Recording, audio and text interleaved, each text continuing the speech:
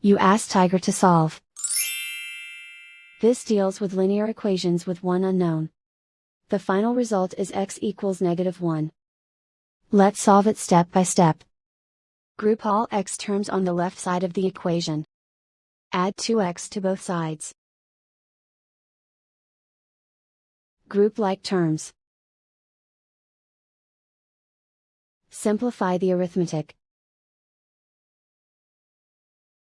Group like terms.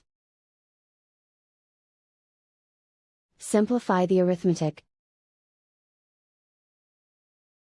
Group all constants on the right side of the equation. Add 7 to both sides.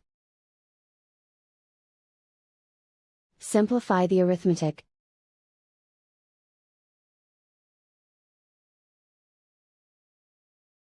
Isolate the x. Divide both sides by 7. Simplify the fraction.